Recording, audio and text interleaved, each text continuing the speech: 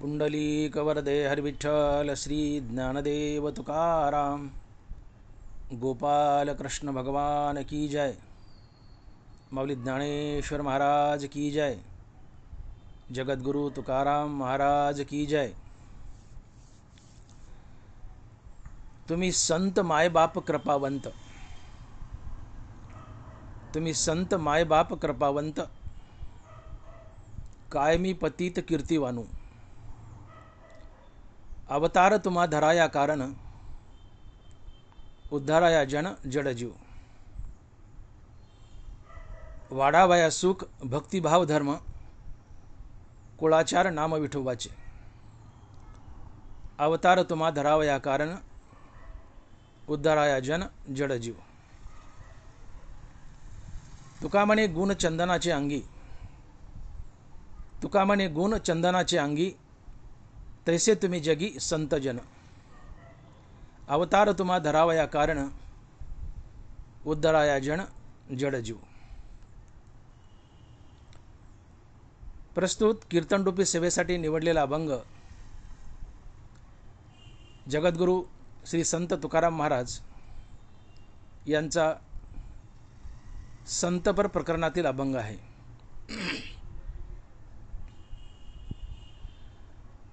तुम्ही संत मायबाप कृपावंत, कायमी पतित कीर्तिवानू।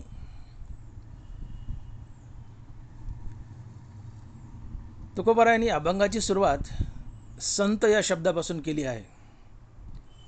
तुम्ही संत मायबाप कृपावंत। संत मग नेमकं संत कुणाला म्हणायचं?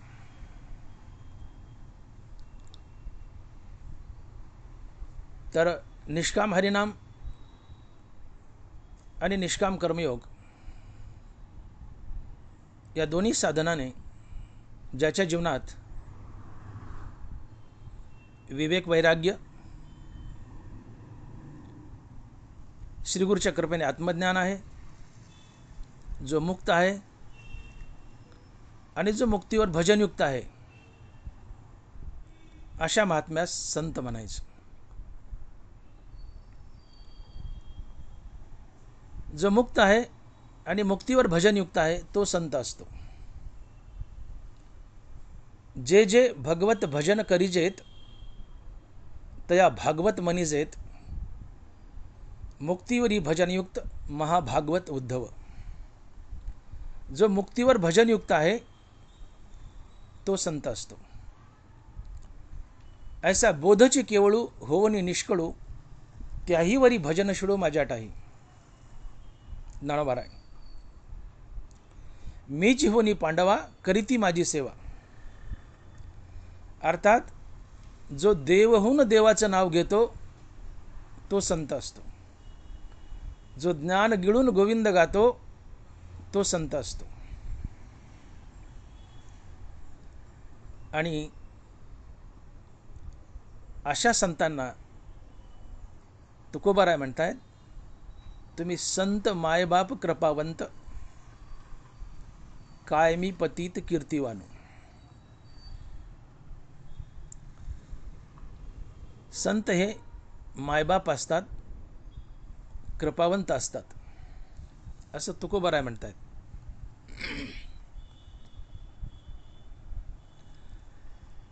लौकिक जीवनात आपले जन्मदाते आईवडील हे आपले मायबाप असतात आणि पारमार्थिक जीवनात संत आणि भगवंत हे आपले मायबाप असतात। लौकिक जीवनात आपले जन्मदाते आईवडील हे आपले मायबाप असतात आणि पारमार्थिक जीवनात संत आणि भगवंत हे आपले मायबाप असतात। जो पुत्राचे लाखो अपराध पोटात घेतो तो मायबाप असतो।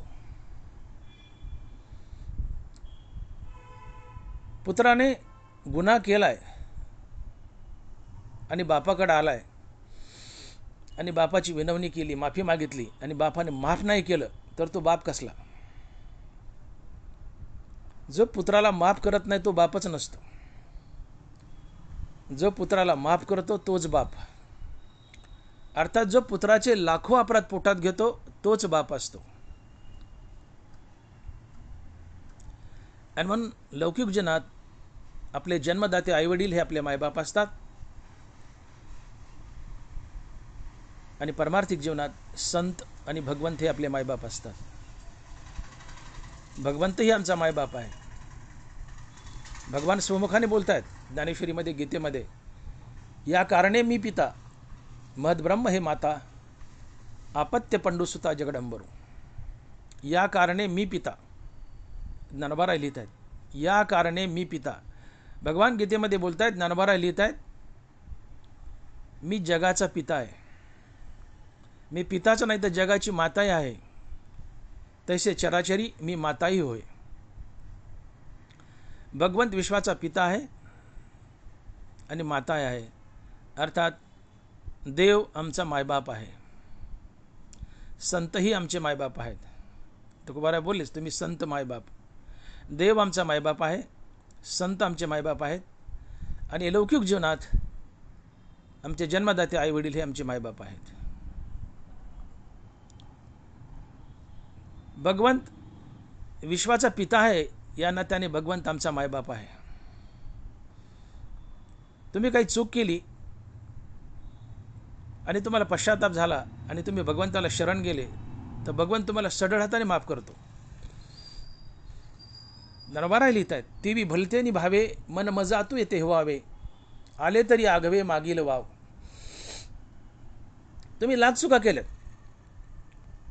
परंतु त्या चुकाचा तुम्हाला पश्चाताप झाला आहे आणि तुम्ही भावयुक्त अंतकरणानं भगवंताला शरण गेलेत आणि भगवंताची माफी मागितली, तर भगवंत तुम्हाला माफ करतो. का? तर भगवंत आमचा मायबाप आहे. भगवंत विश्वाचा पिता आहे, या नात्याने भगवंत आमचा मायबाप आहे, आणि भगवंत आमचा मायबाप आहे म्हणून आमच्या लाखो चुका भगवंत आम्हाला माफ करतो. आणि म्हणून मी बोललो की पुत्राचे लाखो अपराध पोटात घेतो तो बाप असतो. भगवंतही आमचे लाखो अपराध पोटात घेतो आणि आम्हाला माफ करतो. का? भगवंत आमचा बाप आहे. आणि म्हणून परमार्थिक जीवनात भगवंत आणि संत हे आमचे मायबाप असतात, आणि लौकिक जीवनात आमचे जन्मदाते आईवडील हे आमचे मायबाप असतात. जो पुत्राचे लाखो अपराध माफ करतो तो मायबाप असतो. लौकिक जीवनात आमचे जन्मदाते आईवडील हे आमचे मायबाप असतात. अपकार करणाऱ्यावर जो उपकार करतो ती माया असते आणि तो बाप असतो. मायबापाची व्याख्या जर करायची झाली तर ती अशीच करावी लागेल की अपकार करणाऱ्यावर जे उपकार करतात ते मायबाप असतात. आमचे जन्मजाती मायबाप, संत आणि भगवंत हे तिघही आम्ही कितीही अपकार करू द्या ते आमच्यावर उपकारच करतात, फक्त आम्ही त्यांना शरण जावं. म्हणून अपकार करणाऱ्यावर जो उपकार करतो तो मायबाप असतो. साने गुरुजीची एक गोष्ट आहे. एक प्रेयसी आपल्या प्रियकराला म्हणते की तुझं माझ्यावर प्रेम आहे ना?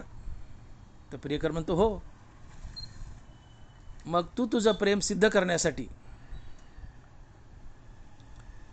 तू मला तुझ्या आईचं काळीज आणून दे. तुझ्या आईचं काळीज आणून दे. प्रियकर म्हणतो आणतो, त्यात काय अवघड आहे. धावत गेला, घरी गेला, चाकू घेतला, आईचं मुंडकं कापलं, छाती फाडली, काळीच काढलं, हातात घेतलं आणि पळत सुटला प्रेयसीकडे. पळताना वाटेमध्ये त्याच्या पायाला ठेच लागली. पळताना वाटेमध्ये त्याच्या पायाला ठेच लागली. तो खाली पडला आणि हातातलं काळीजही खाली पडलं. त्या खाली पडलेल्या काळजातून एक आवाज आला, बाळ तुला काही लागलं का रे? बाळ तुला काही लागलं का रे? याला म्हणतात मायबाप, आणि याला म्हणतात अपकार करणाऱ्यावर उपकार करणं. आणि म्हणून मी बोललो की जे अपकार करणाऱ्यावर उपकार करतात ते मायबाप असतात. माय कापली, छाती फाडली, छातीतून काळीज काढले, हातात घेतलं आणि पळतोय, पळताना ठेच लागली, खाली पडला, हातातलं काळीजही खाली पडले. पण माईला कापल्यानंतर सुद्धा माईला मोठा अपकार केला, माय कापली, माईला मोठा अपकार केलाय मुलांनी, तरी माईच्या काळजातून एकच आवाज येतोय, बाळ तुला काही लागलं का रे? याला मायबाप म्हणतात. माईला अपकार केलाय तरी माय लेकरावर उपकारच करते. माझं काळीज कापले, मला मारले, ठीक आहे, मारलंच तर मारलं, ठीक आहे, पण तुला काही लागू नये, तू सुरक्षित राहावा, तू नीट राहावा, याला मायबाप म्हणतात. आईवर मुलानं अपकार केलाय, पण आई मुलावर उपकारच करते आणि म्हणते, बाळ तुला काही लागलं का रे? अर्थात अपकार करणाऱ्यावर जे उपकार करतात ते मायबाप असतात. आणि म्हणून तुकोबाराय लिहितात, ऐसी कळवळ्याची जाती करी लाभाविन प्रीती. ऐसी कळवळ्याची जाती करी लाभाविन प्रीती. लेकुराचे हित वाहे माऊलीचे चित्त, ऐशी कळवळ्याची जाती करी लाभाविन प्रीती. माईला कापा, तिच्यातून कधी, मुलानं जर माईला कापलं तर तिच्यातून कधी रक्त येणार नाही, तिच्या हातून दुधाच्याच धारा येतील. आणि म्हणून एक कवी म्हणतो की कापा चिरा दुग्ध धाराची येती, कापा चिरा दुग्ध धाराची येती. आईला कापलं, आईच्या अंगातून, एक उदाहरण म्हणून सांगतो, रक्त तर येईलच, पण आईच्या अंगातून रक्त नाही, दुधाच्या धारा येतील, कारण ती माय. तिला किती अपकार करा, ती आपल्या बाळावर उपकारच करते. अहो कापल्यावर सुद्धा म्हणते, बाळा तुला काही लागलं का रे? यापेक्षा काय मोठेपण असावं, काय माईने अजून मोठा उपकार करावा. आणि म्हणून मी बोललो की अपकार करणाऱ्यावर जो उपकार करतो ती मायबापाची जात असते. या जगात फक्त मायबापच असतात की जे अपकार करणाऱ्यावर उपकार करतात. म्हणून आमच्या लौकिक जीवनात आमचे जन्मदाते आईवडील हे आमचे मायबाप असतात. कारण आमचे मायबाप, आमचे आईवडील सातत्याने आमच्यावर उपकारच करतात, आम्ही त्यांच्यावर कितीही अपकार करू. म्हणून अपकार करणाऱ्यावर जो उपकार करतो तो मायबाप असतो. आमचे जन्मदाते आईवडील आमचे मायबाप असतात. परमार्थिक जीवनामध्ये भगवंतही आमचा मायबाप असतो. तुम्ही बघा, हिरण्यकश्यपू, शिशुपाल या दोघांनी भगवंताशी, नारायणाशी वैर बांधलं. कंस तर आयुष्यभर भगवान श्रीकृष्णाला मारायला टापला. रावणाने भगवान रामचंद्राची, अर्थात आमची सीतामय्या, सीतामय्याला पळवलं. असे मोठमोठाले अपराध केले, मोठमोठाले गुन्हे केले. भगवंताला सारखं सळवलं, सतवलं, भगवंतावर सतत अपकारच केले. तरी भगवंतानी या सर्व लोकांवर त्यांना सढळ हाताने मोक्ष देऊन उपकारच केला. ऐसे जाणो तुझे अवतार्य स्वतंत्र, देता न म्हणसी पात्रा पात्र, कैवल्य ऐसे पवित्र वैर्यही दिदले.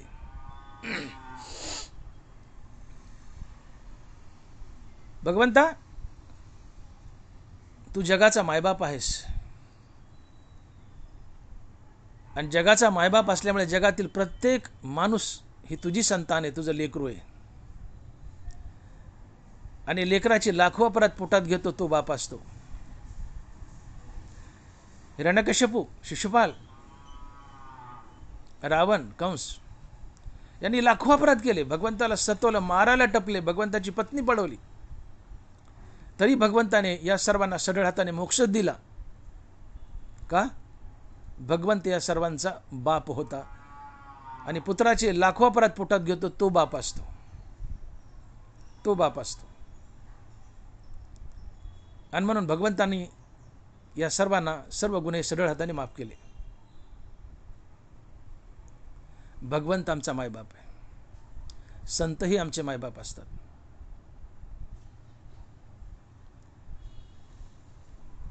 एखादा परीस घ्या, असा खाली मांडा दगडावर आणि एक लोखंडी घन घ्या आणि त्या घनाने त्या परिसाला फोडा. लोखंडी घनाने परिसाला फोडले परिसाचा चुरा केलाय, परिसाला अपकार केलाय, परी स्वतः फुटलाय लोखंडी घणाकडून, परी स्वतः फुटलाय लोखंडी घणाकडून, परंतु फुटल्यानंतरही त्या लोखंडाचा परिसाला स्पर्श झालाय, तेवढ्या स्पर्शाने त्या परिसाने लोखंडाचं सोनं केलंय. याला म्हणतात अपकार करणाऱ्यावर उपकार करणं, आणि ती जात संतांची असते. लोखंडी घणानं परिसाला फोडलंय, परिसाला अपकार केलाय, परिसाला अपकार करूनही परिसाने आपल्या स्पर्शानं त्या लोखंडी घणाचं सोनं केलंय. याला म्हणतात अपकार करणाऱ्यावर उपकार करणे. वरी फोडावया लागी लोह मिळे परिसाच्या अंगी, ते तर मिळतीये प्रसंगी सोन्याची होईजे. ज्ञानोबा आहे.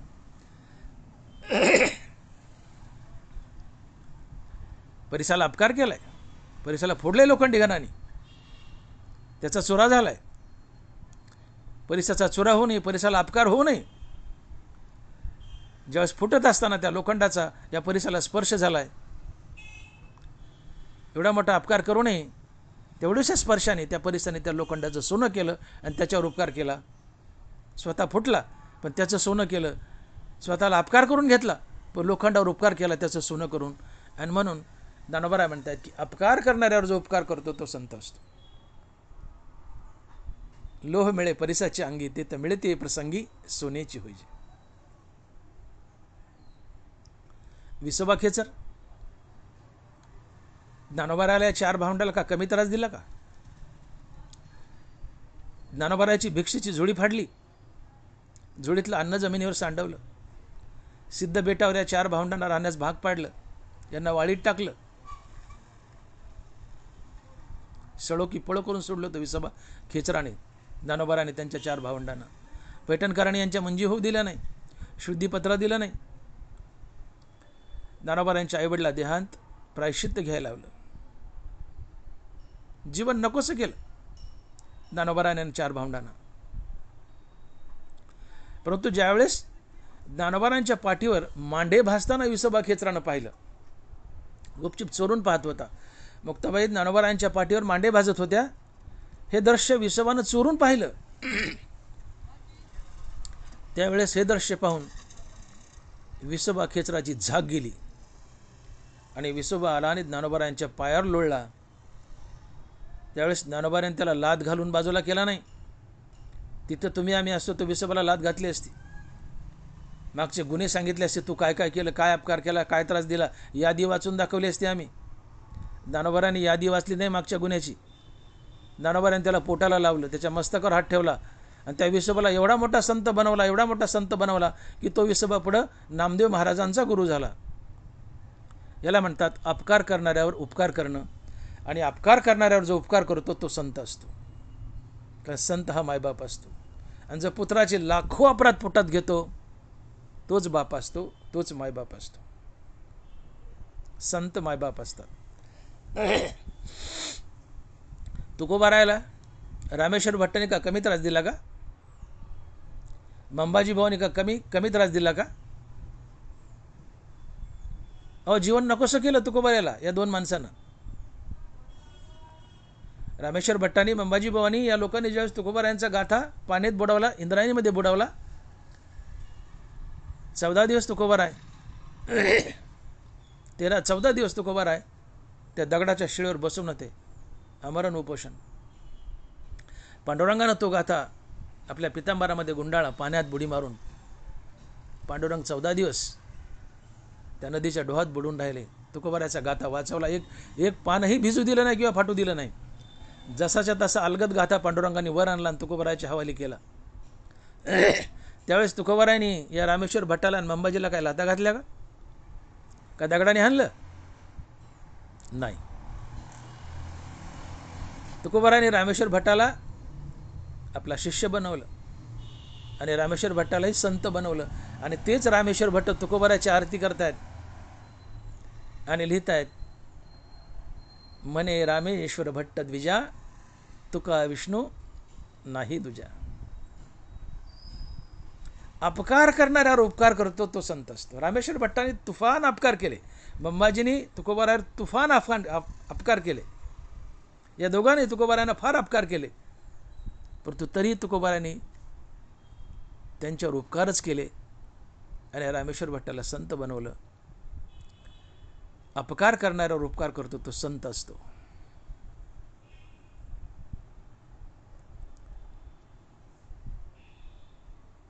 एकदा एक साधू नदीमध्ये स्नान करत होता आणि त्या साधूच्या बाजूला 4-5 लोक अजून बाजूला स्नान करत होते. तेवढ्यात त्या नदीच्या पाण्याच्या प्रवाहात एक विंचू वाहत चालला होता. त्या साधूने तो विंचू पाहिला आणि विंचू त्या पाण्याच्या प्रवाहात वाहतोय हे साधूने पाहिलं की साधू पटकन त्या विंचवाकडे धावला आणि तो विंचू पाण्यासहित आपल्या ओंजळीत घेतला. पण ती जात विंचवाची, त्याला काय माहीत हा माझ्यावर उपकार करायला मला बाहेर काढायला म्हणून.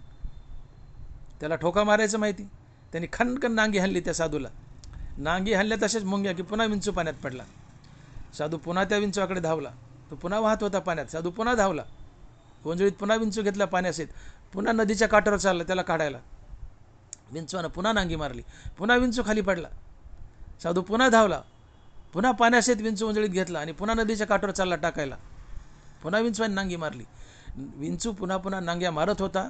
साधू पुन्हा पुन्हा त्याला ओंजळीत घेऊन नदी काठावर नेऊन सोडवण्याचा प्रयत्न करत होता. बाजूला स्नान करणारे 4-2 लोक म्हणाले, साधू महाराज तुम्ही वेडे आहेत का हो? अहो ते तुम्हाला नांग्या मारताय, सर विष अंगात भिनलंय, तुमच्या अंगाचा दाह व्हायलाय, हाताला मुंग्या आल्यात, घाम फुटलाय. जाऊ द्या ना मरून त्याला, भाव द्या ना, मेलं ते मेलं, द्या सोडून. काय करायचं तुम्हाला? तुम्हाला चावून चावून तो बेजार केले, सारे अंगाचा दाह झाला, मुंग्या आल्या, ते पुन्हा पुन्हा चावतंय, मरू द्या त्याला, जाऊ द्या भाऊन. साधू म्हणतो, बाबांनो, चावणं हा विंचवाचा स्वभाव आणि उपकार करणं हा माझा स्वभाव. चावणं विंचवाचा स्वभाव, उपकार करणं हा माझा स्वभाव. मी जर उपकार करायचा सोडून दिला तर मी साधू कसला? तुका म्हणे आता उरलो उपकारापुरता. तुका म्हणे आता उरलो उपकारापुरता. जगानं अपकार करत राहावं आणि साधूने उपकारच करत राहावं. विंचवाने चावत राहावं, साधूने त्याला बाहेर काढण्याचा प्रयत्न करून त्याच्यावर उपकारच करत राहावं, ही साधूची जात असते. तुका म्हणे आता उरलो उपकारापुरता. विंचू चावत होता, अपकार करत होता, साधू त्याला बाहेर काढून उपकारच करत होता. अपकार करणाऱ्यावर उपकार करतो ती साधूची जात असते, ती संताची जात असते. आणि म्हणून जो अपकार करणाऱ्यावर सतत उपकारच करतो तो मायबाप असतो. आणि म्हणून तुकोबाराय म्हणतायत की संत हे कृपावंत आहेत. ते अपकार करणाऱ्यावर सतत उपकारच करतात म्हणून ते मायबाप आहेत.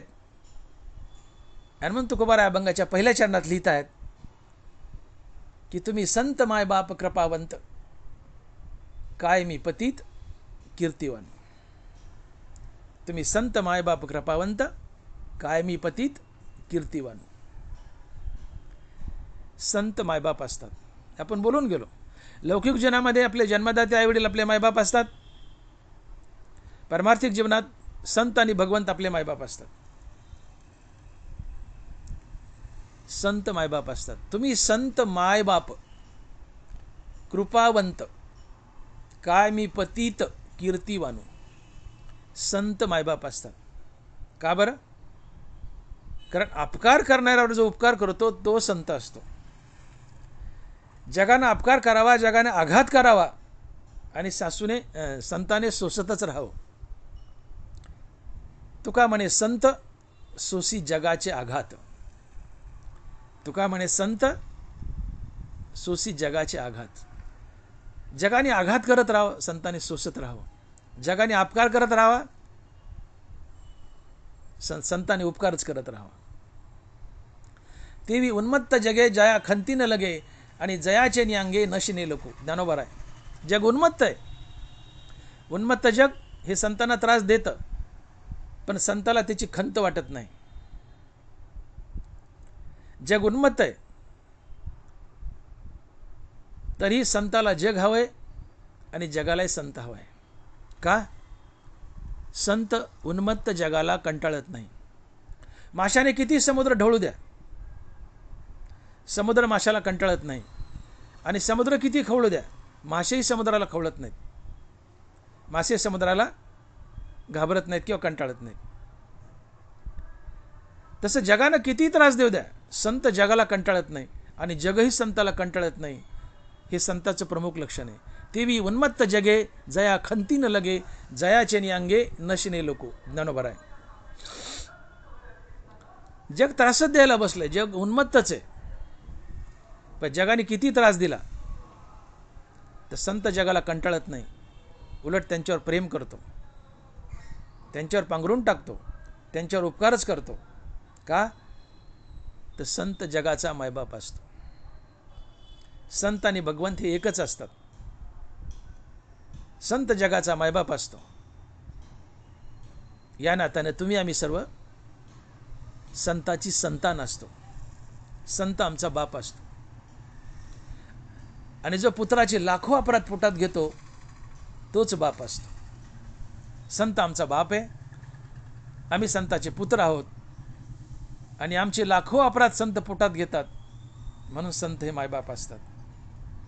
कारण पुत्राचे लाखो अपराध पोटात घेतो तोच मायबाप असतो. संत मायबाप असतात. जे अपकार करणारे उपकार करतात ते मायबाप असतात. संत ही अपकार करणाऱ्यावर उपकार करतात, म्हणून संत मायबाप असतात. तुम्ही संत मायबाप कृपावंत, कायमी पतित कीर्तिवान. संत हे आमचे मायबाप असतात. नाथ महाराजाला त्या पठाणानं वेशीत बसलाय. नाथ महाराजानं गंगा स्नान करून यावं, तो पण त्या पठाणानं पान खाऊन तोंडामध्ये थुंका जमा करावं. नाथ महाराज आले की पचकन त्यांच्या अंगात थुकावं. नाथ महाराजांनी बरं शब्द बोलू नये, परत जावं, गंगा स्नान करावं, वापस यावं. हा तोपर्यंत थुंका जमा करून बसलेलाच आहे. नाथ महाराज आले की पचकन थुकावं. असं 108 वेळा घडलं. 108 वेळा घडलं. पठाणाच्या तोंडातला थुका संपला, थुका संपला, पण नाथ कंटाळे नाही. पठाण कंटाळा, नाथ कंटाळे नाही. का बरं? कारण नाथ हे संत होते. संत अपकार करणाऱ्यावर सतत उपकारच करतो. आणि नाथ संत असल्यामुळं, संत हा आत्मा असतो, आत्मा विश्वव्यापी असतो. आणि मग नाथ महाराज आत्मा असल्यामुळं या नाथ महाराजांनी विश्व व्यापलं होतं. कारण नाथ महाराज आत्मा होते, आत्मा विश्वव्यापी असतो. नाथ महाराज आत्मा होते म्हणून नाथ महाराजांनी विश्व व्यापलं होतं. किंबहुना चराचर आपणची झाला. या जगातील दगडधोंडे, सजीव निर्जीव प्रत्येक वस्तू नाथ महाराज बनले होते. म्हणून नाथांच्या नजरेत नाथही नाथच आणि पठाणही नाथच. कारण नाथानं सृष्टी व्यापली होती, चराचर नाथ बनले होते. म्हणून नाथांच्या नजरेत नाथही नाथच आणि पठाणही नाथच. म्हणजे एका अर्थानं नाथच नाथांच्या अंगावर थुंकत होते, म्हणून नाथांना क्रोध येत नव्हता. कारण पठाण, नाथाच्या नजरेत पठाण नव्हता, ते नाथच होते. कारण नाथानं जग व्यापलं होतं, पण पठाणही नाथच होता. मग एक वेळेस आपला थुंका आपल्या हातावर पडला तर राग येत नाही, पण लोक थुकलं तर राग येतो. पण पठाणही नाथच आहे, मग नाथच नाथाच्या अंगावर थुकतात तर राग याचं कारण काय? हे एक कारण, नाथांना क्रोध आला नाही. आणि दुसरी गोष्ट, संत अपकार करणाऱ्यावर उपकार करतो. कारण संत जगाचा मायबाप असतो. आणि म्हणून नाथ महाराजाला क्रोध आला नाही. आणि म्हणून पुत्राचे लाखो अपराध पोटात घेतो तो मायबाप असतो. संत जगाचे मायबाप असतात. पुत्राने अपराध करत राहावे, मायबापानं माफ करत राहावं. जो पुत्राचा अपराध माफ करत नाही तो बापच नसतो. पुत्राचे लाखो अपराध पोटात घेतो तोच बाप असतो, तोच मायबाप असतो. पुत्रानं अपकार करावा आणि बापानं सढळ हातानं माफ करावं. जगानं अपकार करावा आणि संतानं सढळ हातानं त्यांना माफ करावं. म्हणून संत हे जगाचे मायबाप असतात. तुम्ही मायबाप, तुम्ही संत मायबाप कृपावंत, कायमी पतित कीर्तिवान. आणि म्हणून तुकोबाराय संतांना मायबापाची उपमा देतात. कारण जगानं कितीही त्रास दिला तर जग हे संतांचं पुत्र असतंय, संतान असते. आणि संत हा बाप असतो. आणि पुत्राची लाखो अपराध पोटात घेतो तोच बाप असतो. मग संत बापाच्या ठिकाणी, जगत मुलाच्या ठिकाणी. मुलाने त्रास दिला बाप माफ करतो, जगाने त्रास दिला संतही माफ करतो. आणि म्हणून जगाने किती त्रास दिला तर संत त्यांना माफच करतो, कारण तो जगाचा मायबाप असतो. आणि म्हणून अपकार करणाऱ्यावर उपकार करतो तो संत असतो, तो मायबाप असतो. आणि म्हणून तुकोबाराय लिहित आहेत की तुम्ही संत मायबाप कृपावंत, काय मी पतित कीर्तिवानो. संत हे जगाचे मायबाप असतात. संत जगाचे मायबाप असतात, संत कृपावंत असतात. तुम्ही संत मायबाप कृपावंत. संत जगाचे मायबाप असतात, संत कृपावंत असतात. आता ही कृपा म्हणजे काय? संत कृपावंत असतात,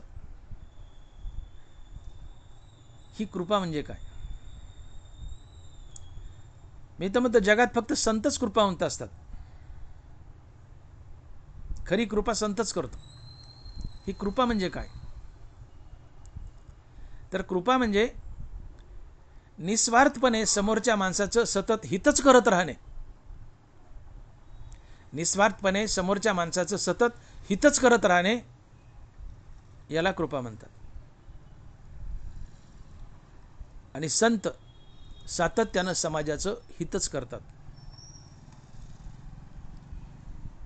तेचे माझे हित करीती सकळ, जेणे हा गोपाळ कृपा करी. गोपाळ कृष्णानं तुमच्यावर कृपा करावी, भगवंताची कृपा व्हावी, तुम्ही मुक्त व्हावं, भगवंताची कृपा व्हावी, त्यासाठी संतांची कृपा व्हावी लागते. आधी संत कृपा व्हावी लागते, तरच भगवत कृपा होत असते. आणि म्हणून संत तुमचं हित करतात, हिताचा मार्ग दाखवतात. त्या मार्गावर तुम्ही चालले तर तुमच्यावर भगवंताची कृपा नक्कीच होते. मग संत तुम्हाला काय मार्ग दाखवतात, काय हित दाखवतात? संत म्हणतात हित ते करावे देवाचे चिंतन. तुकोबाराय, हित ते करावे देवाचे चिंतन. संत तुम्हाला देवाचं नाव घ्यायला लावतात, दुसरं काही सांगत नाहीत. नेनती काही टानाटोना नामस्मरणा वाचणे. खऱ्या संतापाशी टानाटोना नसतो, लिंबूद्वारा नसतं, नारळ नसतं, गंडा नसतो, दोरी नसतो, काही नसतं. म्हणजे गंडादोरी करतात, नारळ देतात, ते संतच नसतात. त्यांना देवऋषी म्हणा, तसलं काय म्हणायचं तर म्हणा, पण ते संत नसतात. संत तेच असतात की तेची संत, तेची संत ज्यांचा हेत विठ्ठली. नेनती काही टानाटोना नामस्मरणा वाचणे. संतापाशी काही टानाटोना नसतो. संत एकच सांगतो, नामस्मरण करा, जय जय रामकृष्ण हरी भजन करा, त्यातून तुम्हाला सगळं मिळेल, सगळं मिळेल. तुका म्हणे एका विठ्ठल नामे सर्व आटले, हाती के पाव में सबका पाव. तसं एका विठ्ठल नामानं तुम्हाला काय हवं ते प्राप्त होतं. काय नव्हे केले एका चिंतिता विठाले, अवघे लाभ होती एका या चिंतने, नाम संकीर्तने गोविंदाच्या.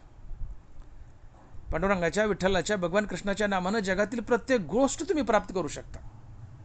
कारण हा महामंत्र आहे. उघडा मंत्र जाणा आणि रामकृष्ण म्हणा. जगातला सगळ्यात मोठा मंत्र काय असेल तो रामकृष्ण हरी आहे. आणि म्हणून संत तुम्हाला दुसरं काही सांगत नाहीत, हिताचा मार्ग दाखवतात. आणि तो मार्ग आहे, संत सांगतात तू सातत्यानं अखंड रामकृष्ण हरी नामाचा जप कर, तुला काय हवंय ते मिळेल. लौकिके मिळेल, परलौकिके मिळेल, सगळं मिळेल. मोक्ष, देव, सगळं सगळं भेटेल. फक्त तू सातत्यानं रामकृष्ण हरी नामाचा जाप कर. आणि म्हणून तुकोबाराय म्हणतात की हित ते करावे देवाचे चिंतन. सातत्यानं देवाचं चिंतन, नामस्मरण करणं हे आमचं खरं हित असते. कारण तुम्ही सातत्यानं नामस्मरण केलं, देवाचं नाव घेतलं, तर या नामस्मरणानं संसाराबद्दलची तुमची आसक्ती, विषय आसक्ती कटून जाते, नाहीशी होते. तुम्हाला देवाचीच आसक्ती जडते. आणि मग हळूहळू तुमच्या जीवनात विवेक, वैराग्य येतं. श्रीगुरूच्या कृपेने आत्मज्ञान येतं. तुम्ही मुक्त होता, संत होता, देव होता. नाथ महाराज याची साक्ष देत आहेत. महाराज लिहित आहेत, नामे होई जे विरक्त, नामे निर्मळ होय चित्त, नामे साधे गुणातीत, नामे निर्मुक्त भवपाश. हरिनामाने जीवनात विरक्ती येते, हरिनामाने जीवनात विवेक येतो, वैराग्य येतं, श्रीगुरू भेटतो, आत्मज्ञान देतो, तुम्ही मुक्त होता. संत कृपेने आणि भगवत कृपेने मुक्त होता. आधी संत कृपा होती, संत तुम्हाला आत्मज्ञान देतो, आत्मज्ञान दिलं की भगवत कृपा होते, भगवान तुम्हाला मोक्ष देतो. तुझे अवतारे जाणो स्वतंत्र, देता नमनसी पात्रा पात्र, कवैल्यासे पवित्र वैरी आहे दिदले. संत कृपेतून भगवत कृपा होत असते. आणि संत कृपा होणं म्हणजे संत आम्हाला हिताचा मार्ग दाखवतात, नामस्मरणाचा मार्ग दाखवतात, आणि नामस्मरणातून आम्हाला भगवंताची प्राप्ती होते. म्हणून तेची माझे हित करीती सकळ, जेणे हा गोपाळ कृपा करी. संतांना हित दाखवलं, काय दाखवलं की नामस्मरण करा, यातून विवेक वैराग्य, श्रीगुरूच्या कृपेने आत्मज्ञान आणि भगवंताची प्राप्ती. अर्थात संत कृपेतून भगवत कृपा झाली, तुम्ही मुक्त झाले. आणि मुक्त होणं हे आमचं खरं हित असते. तसं पाहिलं तर लौकिक हित आहेत आणि पारमार्थिक हित आहेत. पण लौकिक हितही नाशिवंत आहेत, पारमार्थिक हितही अविनाशी आहेत. तुम्ही लौकिकदृष्ट्या कितीही प्राप्त केलं, किती संचय केला, तर जे मिळवलंय त्याचा नाश होतो आणि तुमचाही नाश होतो. लटिका व्यवहार सर्व संसार, हे खोटं आहे. जे मिळवलं ते नाश पावतं आणि मिळवणारा नाश पावतो. हे लौकिक हित झालं, याचा नाश होतो. मग ते खऱ्या अर्थानं अहित आहे. वस्तुसंग्रह लौकिक हित हे अहित आहे, त्याचा नाश आहे, तुमचाही नाश आहे. मग अविनाशी आहे ते पारमार्थिक हित आहे, आणि त्या भगवंताचं नाम, मोक्षाची प्राप्ती, हे पारमार्थिक हित आहे आणि खरं हित आहे. मेल्यानंतर सोबत चालतं ते फक्त हरिनाम, कारण हरिनाम अविनाशी, बाकी जगातल्या सगळ्या गोष्टी नाशवंत आहेत. आणि असं अविनाशी हरिनाम संत तुम्हाला घ्यायला लावतात, आणि अविनाशी हरिनाम तुम्ही सातत्यानं घेतलं की तुम्ही हरिस्वरूप बनता. एक ना एक दिवस तुम्हाला भगवत कृपा होऊन तुम्ही मुक्त होता. म्हणून आमचं खरं हित जर कोण करत असेल तर ते संत करतात. लौकिक हित हे हितच नाही, ते अहित आहे. पारमार्थिक हित अर्थात मोक्षाची प्राप्ती, नामस्मरण, हे खरं हित आहे. त्याने तुम्ही मुक्त होता, जन्म मरणाच्या फेऱ्यातून बाहेर पडता. आणि म्हणून संत हे कृपावंत असतात. का? तर ते निस्वार्थपणे सदैव तुमचं हितच चाहतात. कसं? ते तुम्हाला नाम घ्यायला लावतात, आणि नामस्मरणातून तुम्हाला भगवंताची प्राप्ती होते, आणि हीच संत कृपा असते. म्हणून तुम्ही संत मायबाप कृपावंत, संत मायबाप आहेत, कृपावंतही आहेत. आता तसं हित पाहिलं तर मायबापही हित करतात, वेदही हित करतो. तुम्ही बघा ना, मायबापाच्या ठिकाणी हित आहे ना, पण ते लौकिक हित आहे. मायबाप आपल्या मुलाचं हित चाहतात.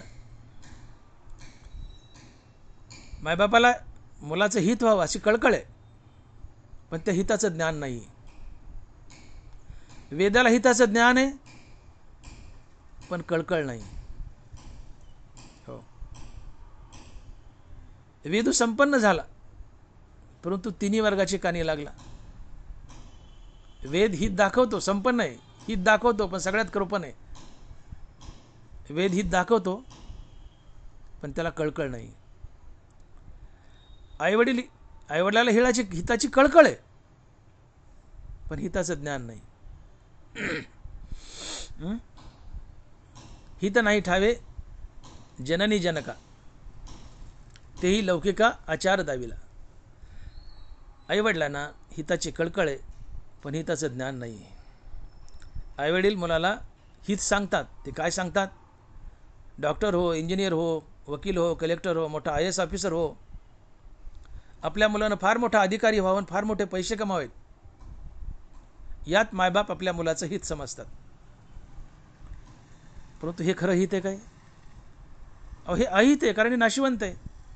या वस्तू आणि वस्तू जमा करणारा दोघांचा एक दिवस नाश होणार आहे. मग तुमचं काय हित झालं? एखादा मुलगा IAS झालाय, फार मोठा साहेब झालाय, फार मोठा अधिकार झाला IAS होऊन, 5-10 वर्ष नोकरी केली, आणि आहे त्या पगारात जगतो, 1 रुपया खाल्ला नाही. 5 वर्ष 10 वर्ष लोटल्यावर मायबाप म्हणतात, अरे 10 वर्ष झालं तू नोकरी करतो, IAS होऊन एवढा मोठा साहेब होऊन तुझा काय फायदा झाला रे? तो म्हणतो का? अरे तुझं पद असे म्हणले की खोऱ्याने पैसा वाढता येईल, एवढं मोठं पद आहे तुझं, आणि काय तू पगारावर जगतो, आणि काय तुझा IAS होऊन उपकार झाला रे? काय IAS होऊन तुझा उपयोग झाला रे? सरळ मार्गाने मुलगा चालतोय, पण त्याची मायबाप दिशाभूल करतात. तो सरळ मार्गाने चालतो, इमानदारीने चालतो, आहे त्या पगारात जगतोय, त्याला वेड्यात काढतात आणि त्याला म्हणतात, इनडायरेक्टली म्हणतात की तू पैसे खा आणि मोठा साहेब हो, खोऱ्याने पैसा वड. मायबाप हित करत नाहीत, अहित करतात आणि त्याला करप्शन करायला लावून, भ्रष्टाचार करायला लावून शेवटी नरकाला घालतात. मायबापानं हित केलं का अहित केलं? अहितच केलं. आणि म्हणून मायबापाला आपल्या हिताची कळकळ आहे, पण हिताचं ज्ञान नाही. वेदाला हिताचं ज्ञान आहे, पण कळकळ नाही. एखाद्या बाईच्या लेकराचं दुखत आहे, बिमार आहे लेकरू, तो रोग लवकर नीट व्हावा माईला कळकळ आहे, पण त्या रोगाचं ज्ञान नाही, औषधाचं ज्ञान नाही. डॉक्टरला औषधाचं ज्ञान आहे, पण त्या लेकराची कळकळ नाही. समजतंय ना? एका बाईचं लेकरू बिमार आहे, तिला वाटतं माझं लेकरू लवकर नीट व्हावं, लेकरू लवकर नीट व्हावं ही कळकळ आहे, पण ती बिमारी नीट करायचं ज्ञान नाही. डॉक्टरला त्या बिमारीचं ज्ञान आहे, पण त्या लेकराची कळकळ नाही. होईल उद्या बरं होईल, परवा बरं होईल, हा डॉक्टर त्या वेदासारखा आहे. परंतु उदाहरणार्थ डॉक्टरचं लेकरू बिमार पडलं,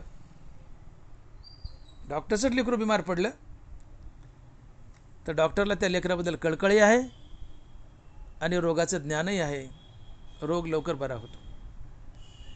संताची परिस्थिती अशीच आहे. संतांना जगाची कळकळही आहे आणि हिताचं ज्ञानही आहे. आणि म्हणून जगतात तुमचं हित जर कोण करू शकत असेल तर ते फक्त संत करू शकतात, इतर दुसरं कोणी नाही. आणि म्हणून तुकोबराय लिहित आहेत की तुम्ही संत माय बाप कृपावंत. संत तुमच्या मुखात हरिनाम देऊन तुम्हाला हरिस्वरूप बनवतात, तुम्हाला मुक्त करतात, हा हिताचा मार्ग दाखवतात, आणि ही संत कृपा असते. संत तुम्हाला मुखामध्ये हरिनाम देऊन मोक्षापर्यंत नेतात. संत तुमच्या मुखात हरिनाम देऊन तुम्हाला हिताचा मार्ग दाखवतात आणि मोक्षापर्यंत नेतात. ही खरी संत कृपा असते. आणि मग जगात खरं हित करणारा कोण असेल तर तो संत आहे. आणि म्हणून ज्ञानोबा लिहित आहेत की कृपेशी धात्री आपणची जो. ज्ञानोबा 12 बोलत आहेत, आगव्या जीव मात्री जया एकपणे मैत्री, कृपेशी धात्री आपणची जो. कृपेशी धात्री म्हटले ज्ञानोबारांनी. धात्री म्हणजे आई, धाता म्हणजे बाप, धात्री म्हणजे आई. कृपेशी धात्री आपणची जो. संत अर्थात महात्मा हा आईसारखी तुमच्यावर कृपा करत असतो. आणि म्हणून कृपेशी धात्री आपणची जो, आई बनून तुमच्यावर कृपा करतो. अर्थात एकटा संतच तुमच्यावर कृपा करू शकतो, तुमचं कल्याण करू शकतो, तुमचं हित करू शकतो. आणि म्हणून तो मायबाप आहे आणि तो कृपावंतही आहे. तसा वेदही जरी त्याला कळकळ नसेल, पण वेद आमचं हित करतो, मार्ग दाखवतो. भले कळकळ थोडीफार कमी जास्त असेल, पण ज्ञानोबा बोलले, अहितापासून काढी ती हित देऊनी वाढी ती, नाही श्रुती परोती माऊली जगा. बघा ज्ञानोबा काय म्हणतात की अहितापासून काढी ती हित देऊनी वाढवी ती, नाही श्रुती परोती माऊली जगा. वेद अहितापासून म्हणजे नाशवंत संसारातून बाहेर काढतो आणि भगवंताच्या दिशेने तुम्हाला वळवतो, तुमचं हित दाखवून देतो. वेदही तुमच्यावर कृपाच करतो. अहितापासून काढी ती हित देऊनी वाढवी ती, नाही श्रुती परोती माऊली जगा. वेद ही आमची आई आहे. वेदही आम्हाला मोक्षाच्या दिशेनेच नेतो. आणि म्हणून संत हा सद्गुरू असतो. संताचा एक हात देवाच्या हातात असतो आणि दुसरा हात शिष्याच्या हातात, भक्ताच्या हातात असतो. आणि संत देव आणि भक्त यांना जोडणारा एक सांधा असतो. संत देवाच्या दरबारात आपल्या भक्ताची, आपल्या शिष्याची वकिली करतो की देवा, हा माझा शिष्य देव होण्यास पात्र आहे, याला देव बनवा. आणि देवही संताचा ऐकतो आणि त्या भक्ताला देव बनवतो, अर्थात मुक्ती देतो किंवा मुक्तीवर भजनयुक्त करून संतपदही देतो. अर्थात संत आमच्या हिताचा मार्ग दाखवतात आम्हाला मुखात नामधारण करा म्हणतात. मुखात नामधारण करणं हेच आमचं खरं हित असतं. मुखात हरिनाम धारण केलं की आमच्या जीवनात विवेक वैराग्य येतं, श्रीगुरूच्या कृपेने आत्मज्ञान होतं, आमच्यावर भगवत कृपा होऊन आम्हाला मुक्ती मिळते. आणि ही मुक्ती मिळणं केवळ संतामुळंच घडतं. आणि मुक्ती मिळणं ही खरी कृपा असते. म्हणून फक्त संतच कृपावंत असतात. फक्त संतच कृपावंत असतात. पारमार्थिक जीवनात, लौकिक जीवनातली कृपा सोडून द्या, पारमार्थिक जीवनात फक्त संतच कृपावंत असतात. आणि म्हणून ज्ञानोबा बोलले की कृपेसी धात्री आपणची जो, तो एकटाच कृपा करायला पात्र असतो. कृपेसी धात्री, कृपा करणारी आईच असतो तो. संत काय करतो? आपल्या शरीरात हरपलेली आपली वस्तू आपल्याला शोधून देतो. तसे हरपले आपणापे पावे, ते संता ते पाहता गिवसावे, म्हणून वानावे ऐकावे तेची सदा. ज्ञानोबा आहे, हरपले आपणापे पावे, ते संता ते पाहता गिवसावे, म्हणून वानावे ऐकावे तेची सदा. तुम्ही सातत्याने संताच्या नामाचा जप करा, संताबद्दल बोला, संताचंच ऐका. का? तर संत आपल्या शरीरात हरपलेली आत्मस्वरूप वस्तू आम्हाला शोधून देतात आणि आम्हाला मुक्त करतात. एकदा एका बाईची नथ हरपली. साऱ्या घरात बघू लागली, परेशान झाली, नथ काय सापडाना. शेवटी ती ननंदेकडे गेली आणि म्हणली, वहिनीचं माझी नथ दिसली का कुठं? नंदेने सहज नजर मारली तर तिच्या मंगळसूत्रात ती नथ अडकली होती. ती म्हणली, वहिनी इकडे या. त्या भाऊजाईला ती ननद एका आरशापुढे घेऊन गेली आणि म्हणली, वहिनी बघा नथ दिसते का? अगं बाई बाई बाई बाई म्हणली, माझ्याच मंगळसूत्रात अडकली. अर्थात तिचीच नथ तिच्याच मंगळसूत्रात अडकली आहे, तिला सापडे ना. तसं आमचं आत्मस्वरूप आमच्याच शरीरात कुठे हरपले, आम्हाला सापडे ना. संत ते शोधून देतात.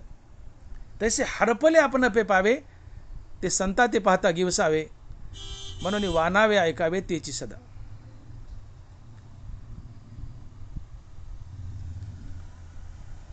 संत कृपावंत असतात, कारण संत आम्हाला भगवंताशी जोडून देतात. संत आम्हाला मोक्ष मिळवून देतात. आणि म्हणून तुकोबा अभंगाच्या पहिल्या चरणात बोलतायत की तुम्ही संत मायबाप कृपावंत, कायमी पतीत कीर्तिवान. संत मायबाप आहेत, संत कृपावंत आहेत. अपकार करणारा जो उपकार करतो तो मायबाप असतो. पुत्राचे लाखो अपराध पोटात घेतो तो मायबाप असतो. संत ही जगाचे लाखो अपराध पोटात घेतात, म्हणून संत मायबाप आहेत.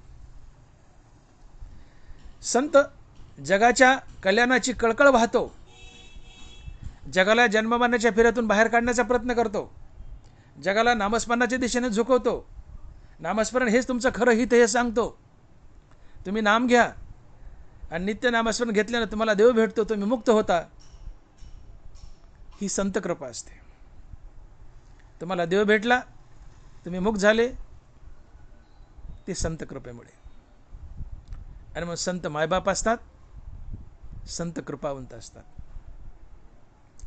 आणि अशा मायबाप असलेल्या कृपावंत असलेल्या संतांना कीर्ती लाभते. आणि तुकोबारा या चरणात उत्तरार्धात म्हणतायत, काय मी पतीत कीर्तिवान. तुम्ही संत मायबाप कृपावंत, काय मी पतीत कीर्तिवान. अशा मायबाप असलेल्या कृपावंत असलेल्या संतांना कीर्ती लाभते. कीर्ती अजरामर असते, प्रसिद्धी क्षणिक असते. प्रसिद्धी श्रीमंत माणसाला लाभते, कलाकार माणसाला लाभते, जादूगार माणसाला लाभते. ज्याच्यापाशी काही कला आहे, ज्याच्यापाशी श्रीमंती आहे, अशांना प्रसिद्धी लाभते. कीर्ती संतांना लाभते. प्रसिद्धी त्या माणसाच्या मरणासोबत संपून जाते. श्रीमंत माणसाला, कलाकार माणसाला प्रसिद्धी लाभते, पण तो मनुष्य मेला की प्रसिद्धी संपून जाते. कीर्ती अजरामर असते. जोपर्यंत चंद्र सूर्य आहेत तोपर्यंत कीर्ती टिकून राहते. मनुष्य मेला तरी त्याची कीर्ती अजरामर असते. मरावे परी कीर्तिरूपी उरावे. आणि कीर्ती फक्त संतांना लाभते. कीर्ती फक्त संतांना लाभते. थोडीफार लाभलीच तर त्यागी माणसाला, इमानदार माणसाला, परोपकारी माणसाला, जगाच्या हितासाठी झटणाऱ्या माणसाला, लौकिक जीवनात अशा माणसाने थोडीफार कीर्ती लाभते. ते फार चांगले होते बा, ते फार चांगले होते बा. अशा रूपात जो त्यागी आहे, परोपकारी आहे, समाजहिताचे कार्य करतो, अशा माणसाने छोटी मोठी कीर्ती लाभते. पण खरी अजरामर कीर्ती लाभते संतांना. आणि म्हणून तुम्ही संत मायबाप कृपावंत, काय मी पतित कीर्तिवान. संत मायबाप असतात, कृपावंत असतात आणि त्यांना कीर्ती लाभते. तुका म्हणे एका मरणेची सरे, उत्तमची वरे कीर्ती मागे. संत एकदा या जन्मात मेले की पुन्हा मरत नाहीत. का? ते जन्ममरणाच्या फिरातून बाहेर पडतात, म्हणून त्यांना पुन्हा जन्म नाही, म्हणून मरण नाही. मग आता या जन्मातल्या एका मरणाने त्यांचं पुढचं जन्ममरण संपलं. तुका म्हणे एका मरणेची सरे, हा फायदा संतांचा. आणि दुसरं, उत्तमची उरे कीर्ती मागे. तुम्ही जर संत बनले तर या जन्मातल्या एका मरणानं तुमचं पुढचं जन्ममरण कायमचं थांबतं. कारण तुम्ही जन्ममरणाच्या फेऱ्यातून बाहेर पडता, तुम्हाला पुन्हा जन्म नाही म्हणून मरण नाही, आणि उत्तम कीर्ती लाभते.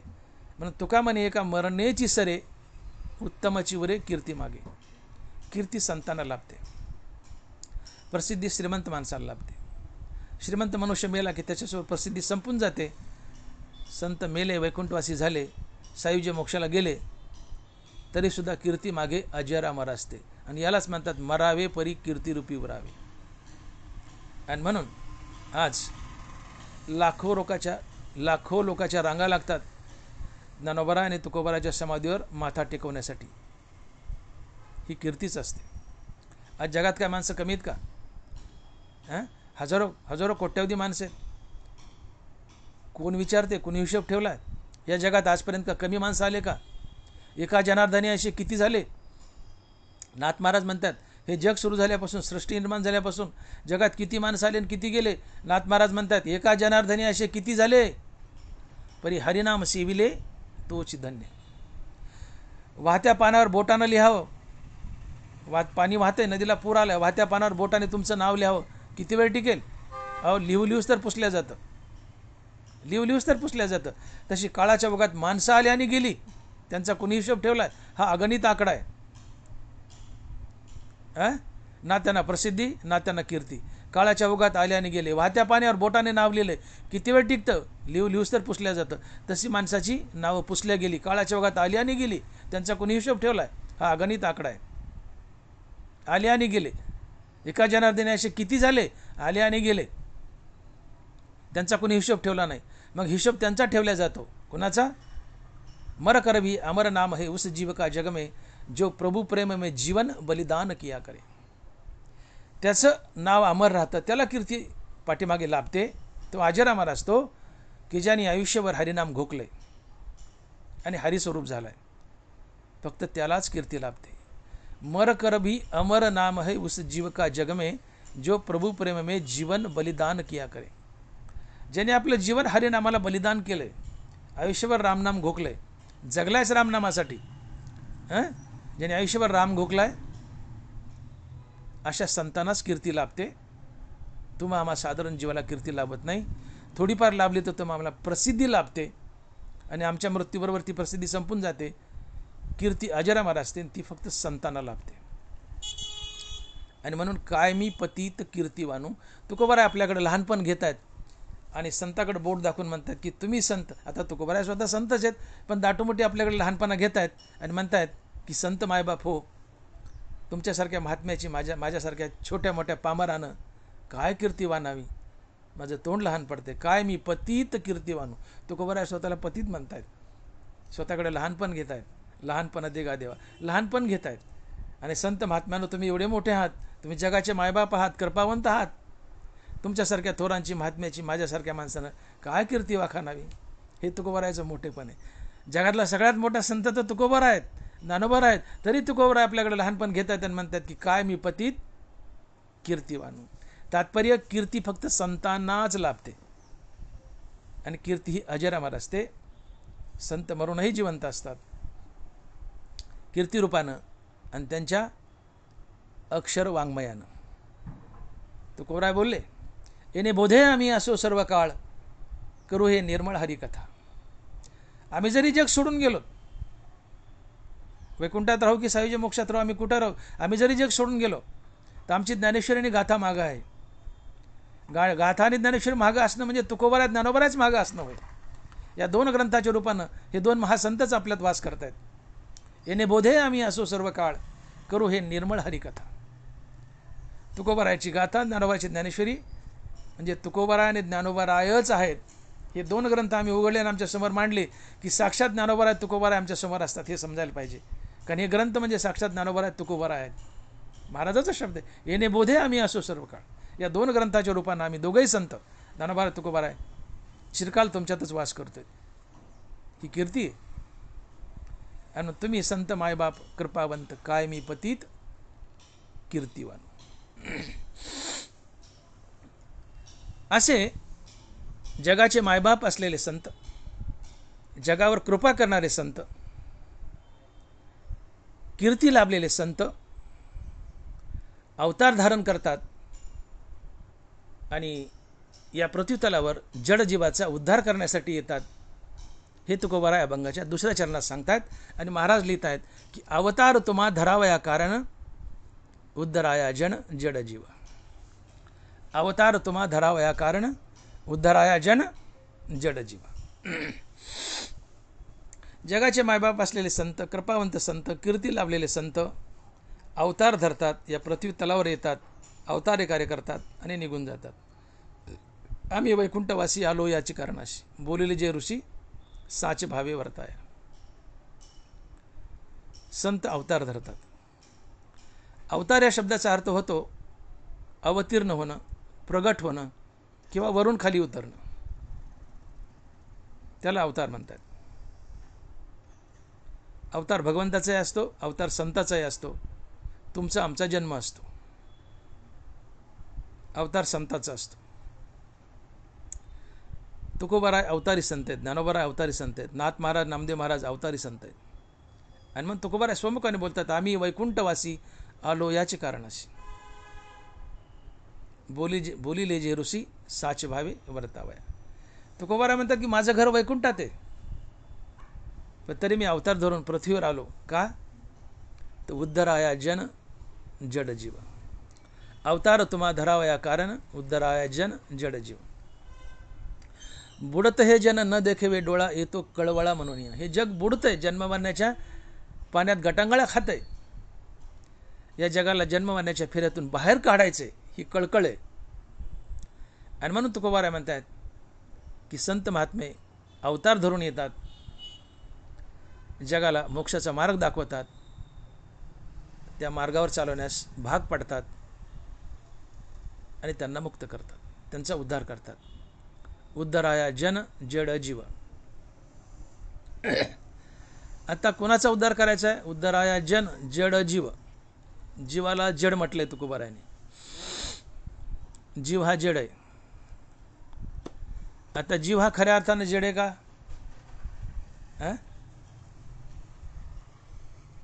ज्ञानोबरायाने त्या ज्ञानेश्वरीत जीवाला चेतन म्हटलंय. ज्ञानोबराय काय लिहित आहेत? जीव हा चेतन आहे असं लिहित आहेत. तुकोबराय इथं जड म्हणतायत, ज्ञानोबराय ज्ञानेश्वरीत चेतन म्हणतायत जीवाला. ज्ञानोबराय जीवाला चेतन म्हणतायत, माऊली लिहित आहेत तो चेतनेचा चक्षु, इंद्रिय दिशीचा अध्यक्षु, देहास्तमानी वृक्षु, संकल्प विहंगाचा. उवीची सुरुवात बघा, जीवाकडे बोट केले. ज्ञानोबराय लिहित आहे तो चेतनेचा चक्षु, चेतन म्हटले, तो चेतनेचा चक्षु, इंद्रिय दिशेचा अध्यक्षु, देहास्तमानी वृक्षु, संकल्प विहंगाचा. तो परमात्माची परी दुसरा, अहंकार निद्रा निदसुरा, स्वप्नीचे वरभरा संतोषशिने. जीव येणे नावे, आळविजे जे स्वभावे, ते अधिदैव जाणावे पंचायतनीचे. ही जीवाची व्याख्या सांगितली ज्ञानोबरायाने. जीव कशाला म्हणतात? ज्ञानोबराय म्हणतात की जीव जो आहे तो चेतन आहे आणि जीव हा परमात्माचा आहे. तो परमात्माची परी दुसरा, अहंकार निद्रा निदसुरा, स्वप्नीचे वरभरा संतोषशिने. जीव हा आत्माचा आहे, जीव हा परमात्माचा आहे. परंतु जीव अहंकारात बद्ध झालाय, अहंकाराच्या झोपेत घोरतोय. किंबहुना आत्मा चोकटू होनी प्रकृतीशी एकवटू, बांधे प्रकृती धर्माचा पाटू आपण पाया. ज्ञानोबा आहे. किंबहुना आत्मा चोखटू, आत्मा चोखट आहे, हा आत्मा जीव आहे आपल्या हृदयात, त्याच्या हृदया माझी मी रामू, हा आत्मा जीव आहे किंवा जीव आत्मा आहे.